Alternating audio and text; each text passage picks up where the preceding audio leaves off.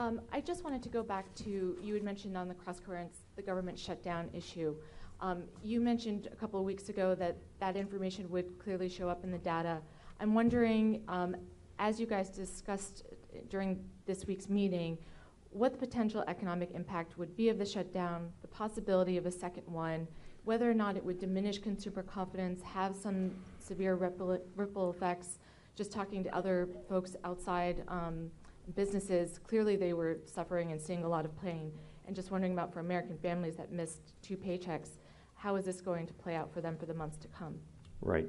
So let me give you the economic side of it first, is that even with a fairly long shutdown, as long as that's the end of it and everyone gets their back pay, except the contractors, I guess, the private sector contractors, but some people get their back pay, then the lost GDP will be regained in the second quarter.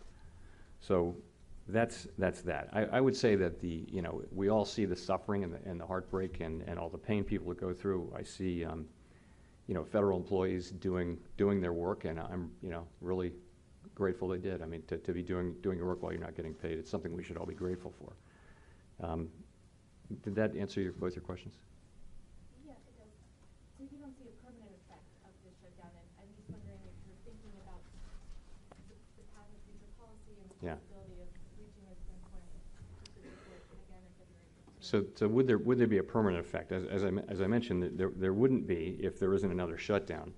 If there were going to be a permanent effect or a lasting effect, let's say, it would be from a longer shutdown or perhaps a second shutdown, and that would be through the channel of a loss of confidence in our ability to make policy in the United States. That would be the channel of that. And I think that was something that we and many others were worried about as there was talk of an even longer shutdown. In terms of ideas for not having more shutdowns, I know Congress is actually looking at some of those, so I think that could be a profitable thing to explore.